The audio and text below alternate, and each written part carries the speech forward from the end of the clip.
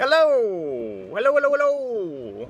We're live. We're live! Oh my god. Alright, Live. okay. Okay, guys. Hello! Hi, everybody. Let's get this set up. Sorry, camera's a little wanky. Let's see this way. Well, if we Now tilt here our this head way. sideways, then we'll feel like... Well, the background actually is sort of like this, so if we sit yeah, this is this kind of- way, perhaps it'll We're blowing your feel minds. really scary keys. Hi. Happy Labor Day. Thank you for joining us. Oops. We're trying this out. We'll see how this goes. Please, welcome the legendary, phenomenal, the one, the only, Vincent Paterson. Where? I thought you were going to talk about yourself. Not about myself. The incredible, legendary, famous, world-famous international starlet, Kevin Stea. Oh, and there it goes. Slowly. Okay, there. Oh gosh. Okay. Oh. There we are. Okay.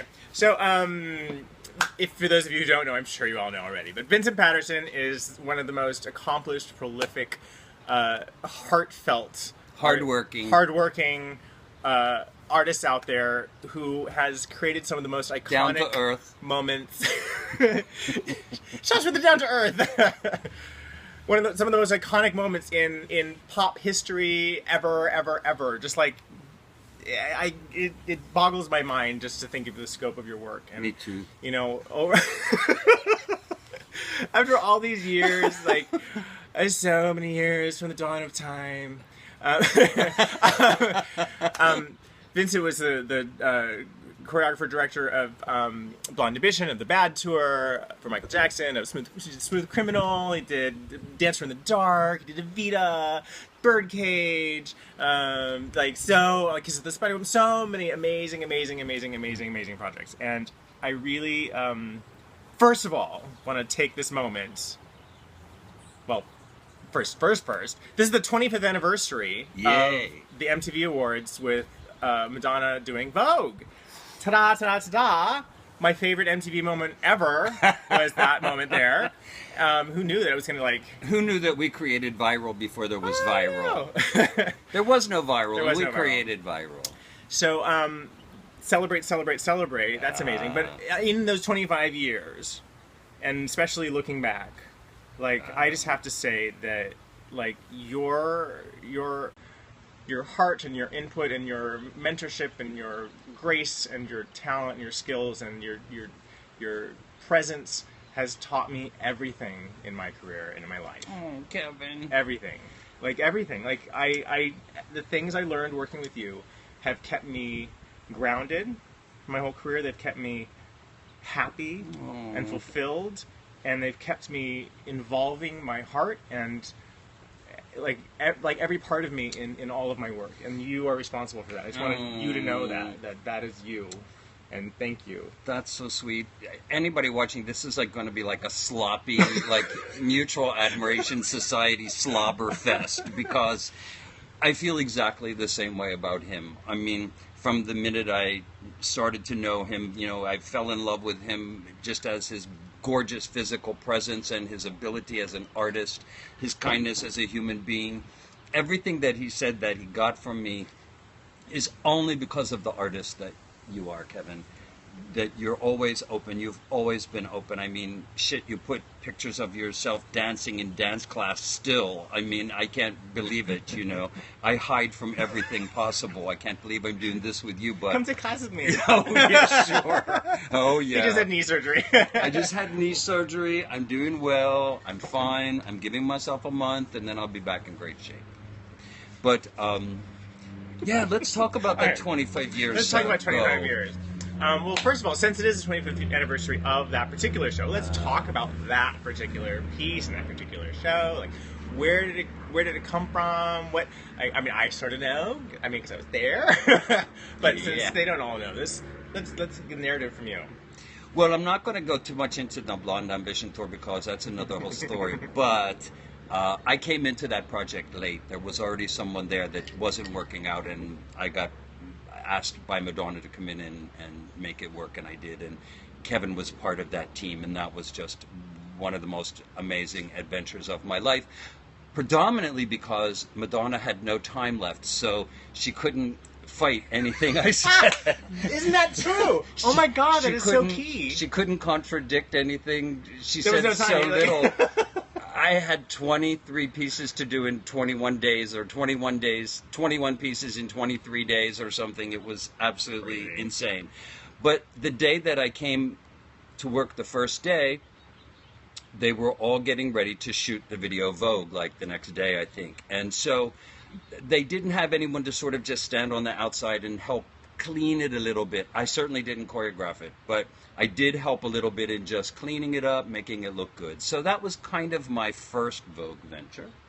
And then when we did Blonde Ambition Tour, we put Vogue into the show, and that was the second one.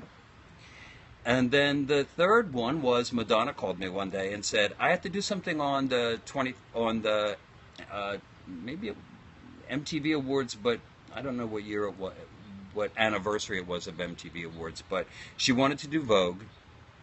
And at first she wanted to do it with the guys in skirts and the girls in pants and suits, and I didn't think that was such an original idea. So, well, what do you want to do? She said, and I said, in my pleasant way back to Madonna, I don't know. I'm going to go into a studio and experiment, and if I can figure out something, I'll try it. I had these fans, I don't know, in the disco era, fans were like a big deal, and I never used them, but I had some for an act I was going to put together, and I didn't have the opportunity to play. So I brought these fans with me into the dance studio, right down the street, actually, a studio called Alley Cat, where we always used to create everything amazing. Remember those days? Oh my God. And I worked on this piece, and I thought, oh, you know what? Vogue could be interesting maybe if it was done in sort of 18th century court gesturing, foppish guys with handkerchiefs hanging off their wrists, and the girls with fans. And this was right after the movie Dangerous Liaison Dangerous come out. Liaisons. Yeah. And also, as we know, Madonna was an image freak, and anytime you could come up with a brand new image for her that could give her a whole new persona, she thrived on it. So she called me up and said, so how's it going down there? And I said, well, I think I've got something. I think I've got something really cool with fans and you as Marie Antoinette. And she said, oh, that sounds like shit. And I said, thanks, Madonna. Why don't you come down and take a look and see what you think? And she came down, and of course, as we know now, she loved it, and you guys did it and were phenomenal, just phenomenal. And I mean, even the opening, they each had their moment. You should go back and look at it. Each had their moment of introduction, coming down straight down the runway to the camera, and it said so much about each person's personality, though, you know. So that's so telling too. Like, you know, the pieces that are most iconic, that I remember certainly most in the world of dance, are not a million miles an hour. They're not 20 counts in 1 8 count. They're not like 1 knee and a 2 E and a 3. They actually give the audience a moment to register what's going on. It's a character. It's a scene, rather than trying to like blur your eyes and make it so fast that you don't know what the hell's going on. Like that just. Anyway, that's my own personal thing about today's choreography. Tone it down, people. Tone it down. Let it breathe a little bit. Give us a little breath. Give us a little chance to breathe through it and see what's going on and understand it a little bit more. Well, before we go on, since I can't really read everybody when they do when comments and things come up, did anybody say something? Somebody said ouch. I don't know why. What did you say ouch for? And if you have questions, please ask them, and I'll try to keep an eye here, so I'm not actually ignoring him. I'm going to be looking at the camera so I can read if you have questions and things. So here we go. So nobody has any questions. No questions. Everyone's like, so we're oh my God, he knows we're here. We're boring as shit. He knows we're here. I guess. Well, how did you feel doing it? I'm curious. You did it 3 different times. The video, I was so out of my mind. I mean, I didn't know what voguing was. I felt so uncomfortable doing it. They asked me to, are you single? No. Married! We're not married, but I mean, and he's not single, but he's not married. I was nervous because I didn't know what voguing was, and they said, you know, David Fincher told me to walk down the runway, like do model, like you're on a runway, and I was like, I've never seen a runway show. I've never seen. Bye. Who's that? Bye. I've never seen a show. So as I was walking there, they literally gave me like two runs. They're like, this isn't working out. Just wait over on the side. Really? Yeah. Well, I didn't know how. I had no idea. Oh my God! I learned fast. You were born on a I learned runway. fast. I learned fast. But that's why they made me the butler. I never thought about that. I know. They're like, here, just dust this. Oh God! So not cute. Somebody asked about a rumor of a new documentary. I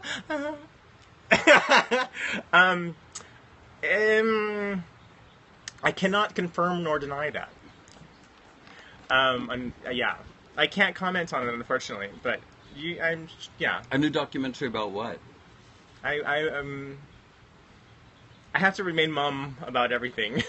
I'm writing a book. Oh, and Vincent. Oh, Vincent. Yeah, new. It's been out a while. Actually, there was a documentary that was done about me a few years It's ago. fantastic. I didn't have anything to do with it. I was just the subject of it. It's called The Man Behind the Throne.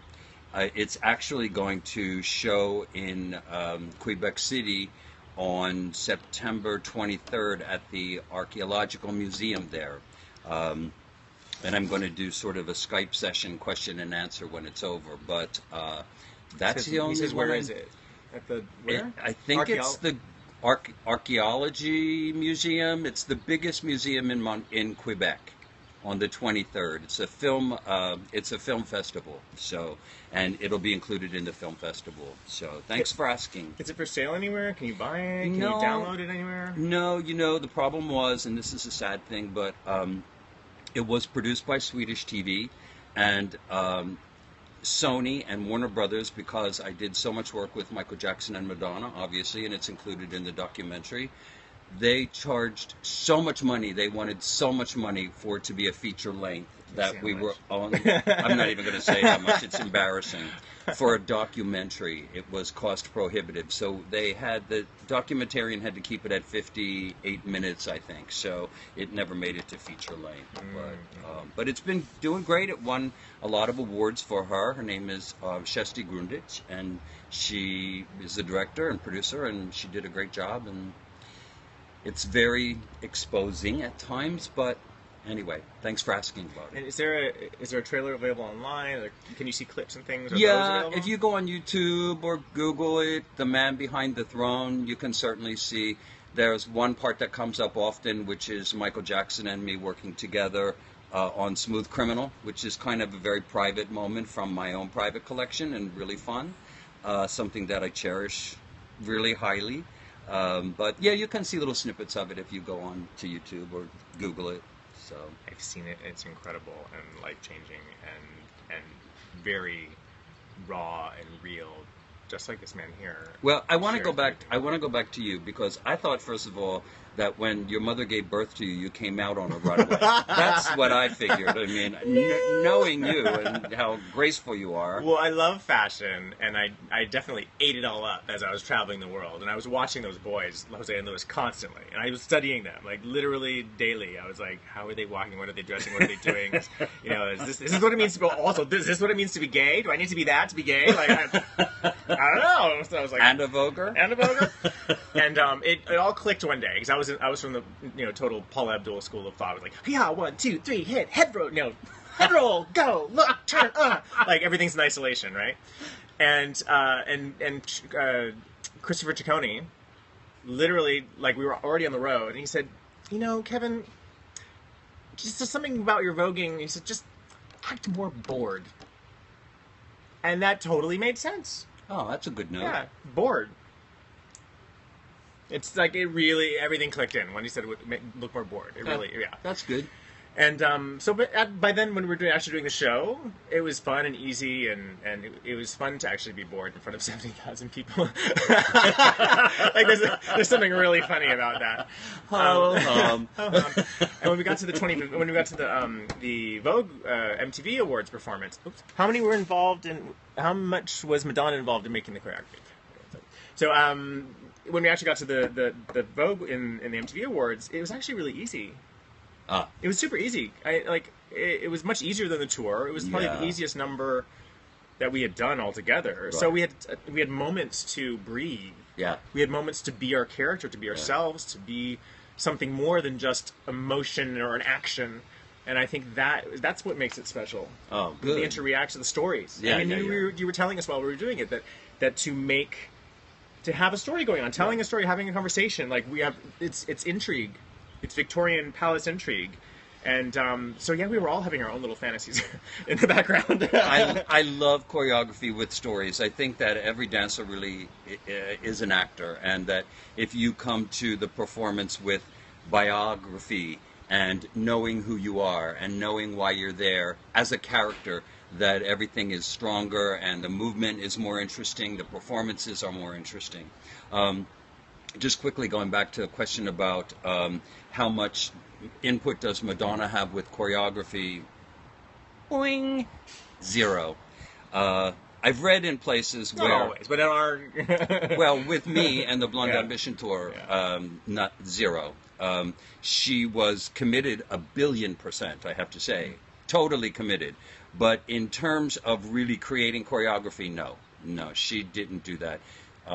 Especially with anything that I worked on with her, she put her energy into the music and her performance and being sure she looked great. And my work was always a little bit taxing for her, so she had to... it challenged her, and all the better because she wound up working super fucking hard and being incredible when she was done. So, but in terms of actually making up steps, Madonna didn't do that. Yeah, she wasn't there. And I remember it was a lot of resistance too. You know, because I would learn her steps from you, and then try to teach her the stuff, and she didn't want to do it. I was like, open your heart to me. And she was like, give me counts. And I'm like, but you're not going to count it while you're singing. You're not going to count it. You're not going to go 1 and 2 and 3, 4. Like, no. So, it was new. It was a new experience. But I think... And she was nervous. She was really nervous because, she had hired, as I said, somebody else, and a lot of time had been wasted, and tour dates were set, and they could not be changed. And when I came in, it was very late in the game, and actually, honestly, there was one half of one song completed, Express Yourself, and that was it. Yeah. So she was nervous. She had a lot on her shoulders, and there was a lot there. And if you remember, which is not easy to remember because Madonna is who she is, but back in the 25 years ago, it wasn't just Madonna. It was Madonna and Janet Jackson and Paula Abdul and even Sade and Pat Benatar. Sheena Easton. There was like this whole mob of women, and it was sort of like, who's going to make it? Who's going to do it? Yeah. And I really think that what we all did on the Blonde Ambition Tour, and especially highlighting it with that Madonna Vogue Marie Antoinette thing, you couldn't open up a newspaper or a magazine for years and see anything other than Madonna in the bustier or the ponytail or the curly white hair. Inundation. And I was just in Europe a couple months ago, and the cover of a magazine, a fashion magazine, was Madonna as Marie Antoinette. 25 years later. So that's awesome. We did something right, Kevin. We did awesome. Something right, So let me talk in general, like more in a more abstract sense. Like what do you find is your creative process? Like where do you pull inspiration from? Like I think that's such an interesting. Everyone's unique in their own creations. What is your creative process? Wow. I think it changes all the time. If I'm pulled into a project, then I sort of narrow my scope of search to something that specifically pertains to that. Like I'm doing Evita right now, directing Evita. So a lot of my work has to do with the 40s and the 50s and the 60s. And I look at fashion magazines, and I look at historical footage. I look at old newspapers. I've read 5 documentaries now about her. I try to find as much about the character as I can. But in terms of just general inspiration, I mean, you probably do this too, I know you, but It's I not have because of you. Whatever my creative process is because of him, it's probably the exact same thing. I'm like, I already know what yours is because it's mine. But I have like files and files and files of images that like I yank out of a magazine, or I mean, even on the airplane, and in the airplane magazine there might be some interesting ad that triggers some idea that I have no idea what I'll do with that in the future, but it's like, yank, there it goes. It goes in the folder. Goes put in the folder. So, it's all those things, and it's also then what's in your own head, where it comes from, and after you put in all that stuff, what happens through your process or your mental machine as a specific one entity artist. However it's going to come out in me is going to be different than how it's going to come out in you, So we might find the same inspiration, but how we chew it up and spit it out and create something with it is going to be totally different. He says, was there something improvised that day? You mean that day meaning the Vogue performance? Is that what you're talking about? I think it probably is. If we're talking about the MTV Madonna Vogue, Sam just asked, was there anything improvised that day? Yeah. No, nothing was improvised. All of the tit squeezing, yeah. all of the going underneath the dress, all of that stuff was all choreographed. There were some mistakes. That maybe is the improvised stuff you're talking about.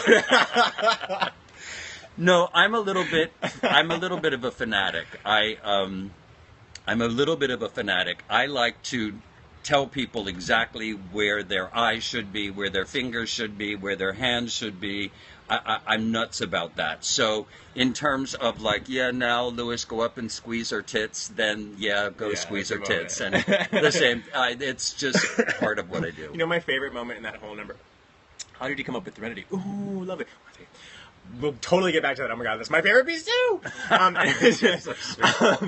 When my favorite moment in the Vogue performance is when Jose's foot or Lewis's foot gets caught on her dress, and they're like pulling it, and it's like ripped, and it's a total mistake, and it's not meant to happen. But she walks over and she's literally smiling and smirking and laughing about it, and then she's like, "Oh, I'm serious now." No, and she slaps him with the fan. She does, but then the moment that I love the most is when she's going back to do the Vogue chorus. Right out of that, she's like almost like about to burst out laughing, and she's like, Vogue. Because it just shows like how connected she is, and like we're all having fun on stage. Oh my god. Anyway, so Threnody.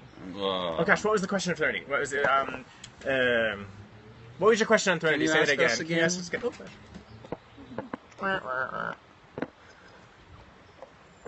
What's the question on Threnody again? Where did we come up with the idea? I remember. Oh, that's right. Yeah, that was it. Yeah. Threnody was a. What happened was after 9/11, I personally was very freaked out as an artist and as a human being and an American, and wanted to contribute something artistically, but I didn't know what. So, and I'm not in the habit of calling up people and asking them to do things for free. It's just part of not my personality. I don't do that well.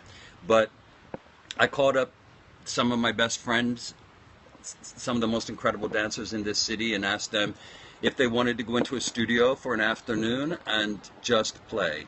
I was asked by a dance awards evening if I would create a piece for them, and I thought no at first, and then I thought maybe this was a great opportunity to do it.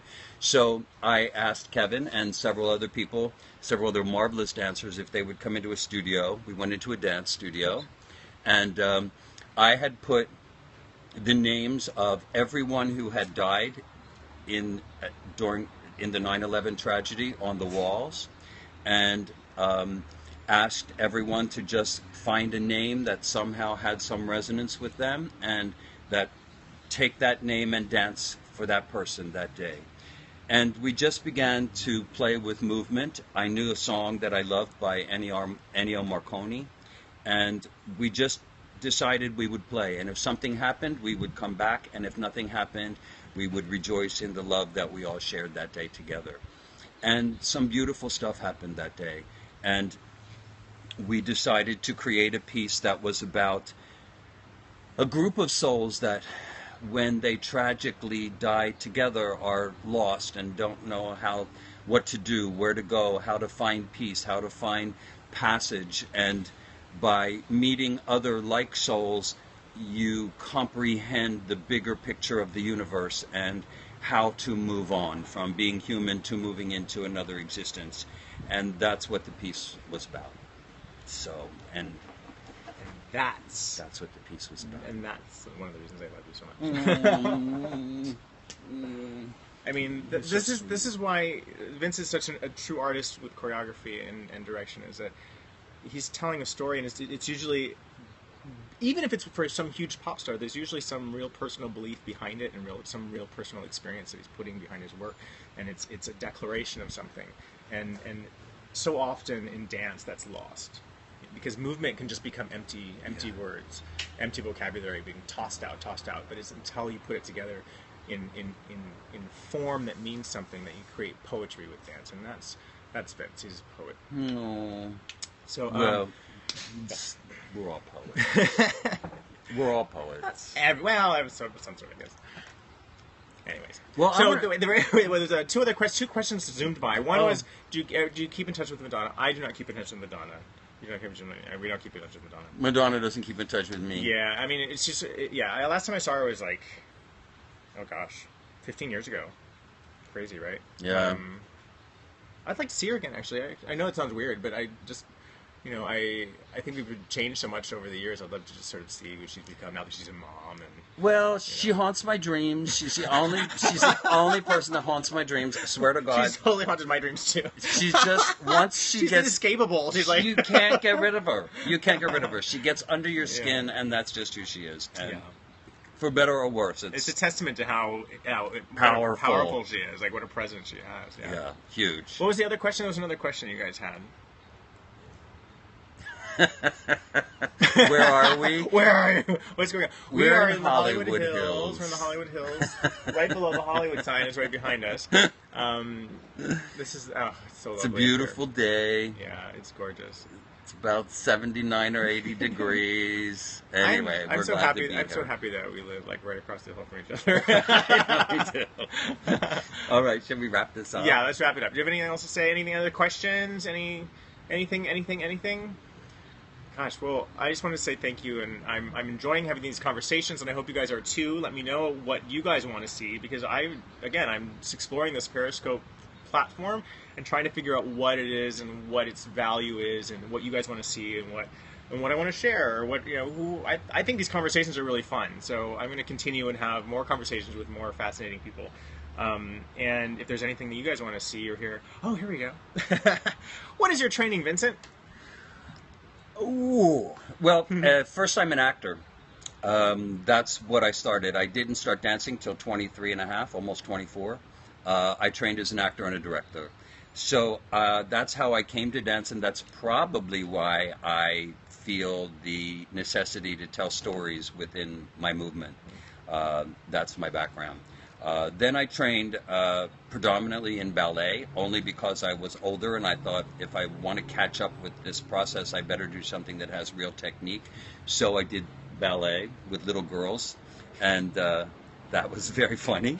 But then I started taking it seriously, and I moved to Los Angeles and studied with some great teachers here, modern, African, ballet, jazz, about that much tap. Hip-hop didn't exist at that point. I know, isn't that funny? That people don't realize that there was a time before hip-hop. Someone joined, yeah. Oh, come in. So that's my training. But I want to do two plugs. So I just finished my first music album with two other guys, and I'm the invisible member of the band, but I write lyrics and stuff, and the band is called LA to Paris, and the first album is called 10 Minutes From Now, and it will be out shortly. And way in the distance, I'm writing an autobiography. So I'm very excited about that. Yeah. Okay. Training again? Oh, we just talked about training. Yeah, training. Some training for you. Oh, for me? Your training. Oh. Are you Vincent or me? My training is him. I'd only been dancing a year. Oh, there we go. See, Vincent, your training. Oh, I just talked about my training. Yeah, I just talked about your training. It was, yeah. Just talk about his training. You have to look at the video again. You talk about your training. My training? USC. I taught some stuff to myself. I used to hang out with street dancers.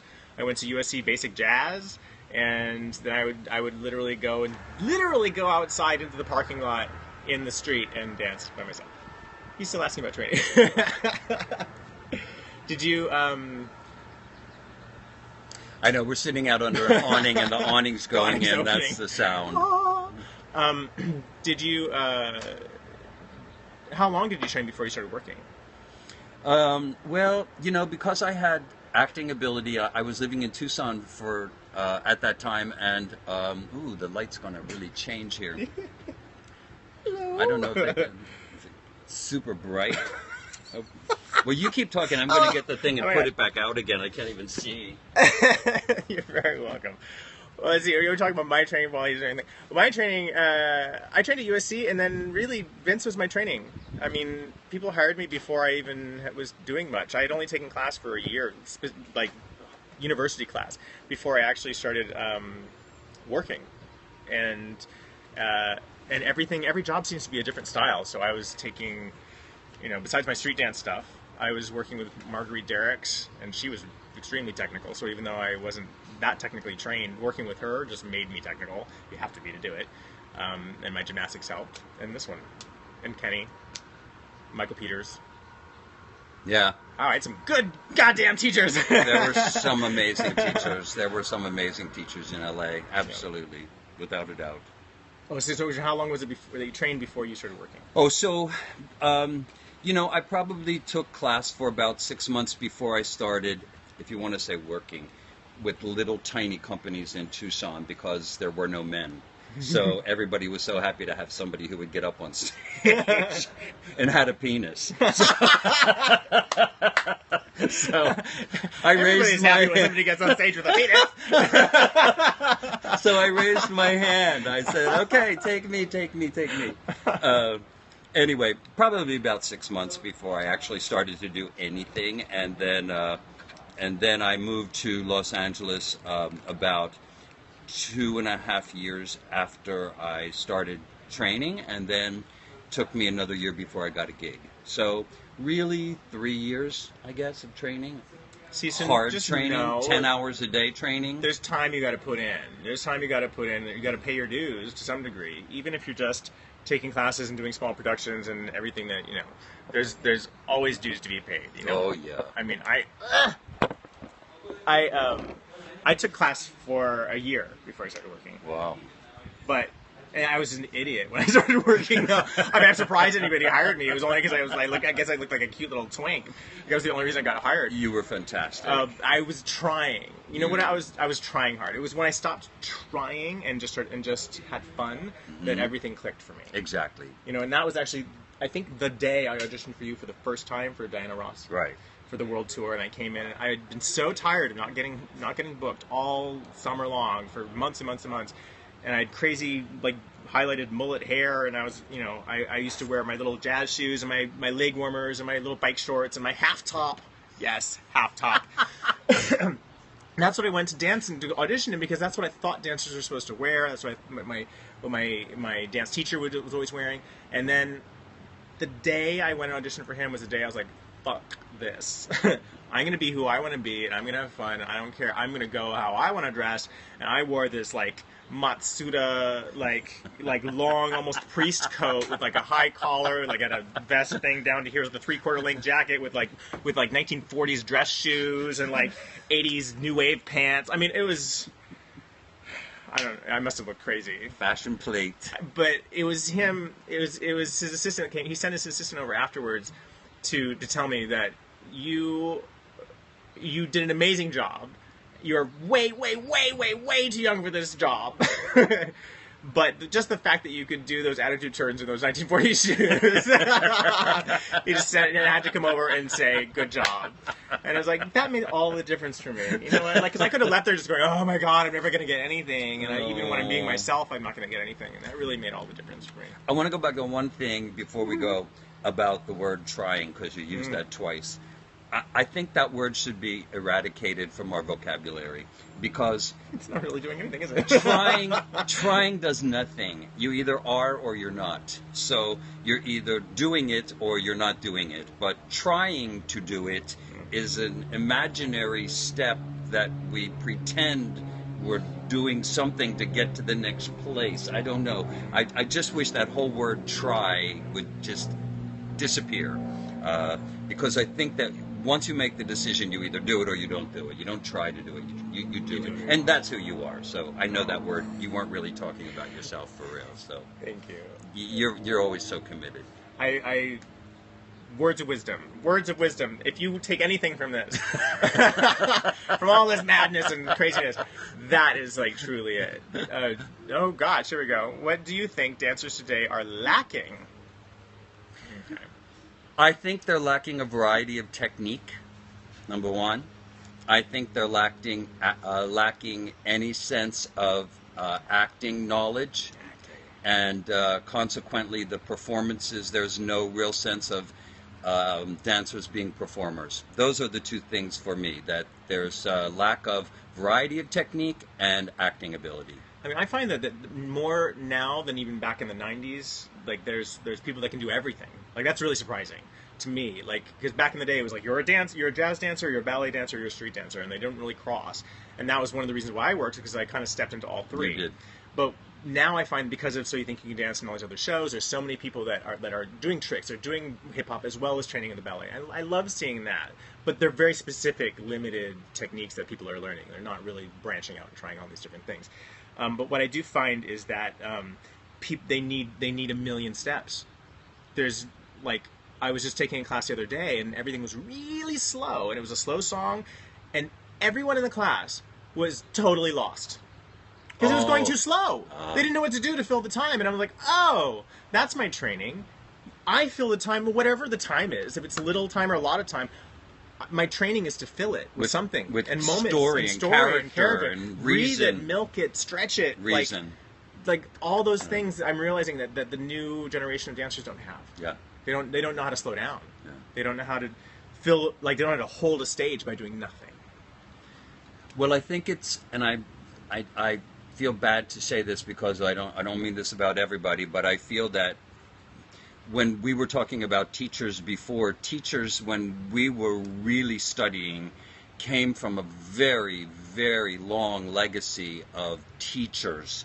Now it feels that anybody who can put a combination of movement together calls themselves a teacher and has a dance class. And that's not always what a student needs. You know, you need more than just learning how to pick up counts and movement. You need to learn what's going on internally. You need to know what works correctly for your body so you're not injured. And a lot of teachers today don't have that information because they basically just put steps together. That's what teaching has become, and I think that's a big loss. And I also think some of the stories that teachers are putting in their choreography are often the same story. I'm hot, I'm sexy, I'm an angry gay boy. I hate you. I love you. I love you. I'm so sexy. We're gonna have a fight. We're gonna have a fight. We're gonna make up. We're gonna make up. Jump on my back. Jump on my back. Yeah, there's this limited little like capsule of stories that are being rehashed over and over and over and over again. There's a lot of stories in the world. Find a new story. Find a new story. And that's why I love. And you know what? That's why I love what Ryan Heffington is doing. Because Ryan does great stuff. He's such an interesting vocabulary, and it's always new. It's always fresh, and he can actually give you wipe my eye and like shake up my hair. Like he does this whole thing. It's like he's telling a story, but it's a very stream of consciousness sort of story. Yeah. And you almost can't anticipate what's going on. You often do that too in your choreography. You put steps in that are intentionally to throw off your eye and do the opposite of what you would expect, so that your eye stays entertained and that you still stay attached to the piece. I do that for a reason, because I do that when I'm in the theater or when I'm watching television or something. And I'm watching a performance of any kind, I don't like to be sitting on the back of the chair thinking about what I'm going to make for dinner later on or what's on my shopping list. I like to be sucked into the TV or pulled onto the stage emotionally. So I do it choreographically and even dramatically so that the audience experiences what life is, which is change every moment. We never know what's coming ahead. So physically, I do it with constant changes of direction, and emotionally, I do it with constant changes of emotional thoughts. So I think it's really important because it is really life, art imitating life in that way. And one of the wonderful things about participating in your pieces is that when you come out the other side, you're not just worn out from, or me as a performer, not just worn out from doing the dance steps. I'm taken through a cathartic moment where I'm actually experiencing something because of the story and how much story you give us and how much meaning you give to the movement, that as we're telling the story, by the time we're done with it, we're not just left worn out. We're left invigorated and transformed often. Thank you. That's what I try to do. Yeah. Thanks. All right. All right. We're going to leave you. Have a happy Labor Day. Thank you so much for joining us. Oh my God. Do fireworks, body oil, fog machines, and lasers help afford? Always. Always. And it depends on where you put them. Just carry my fog machine with me. Just happen to have a laser in my back pocket. Short answer, yes. Is that a laser in your pocket, or are you happy to see me? Okay. So go have fun with your lasers and fireworks. Mwah. Peace out. Peace Bye. out.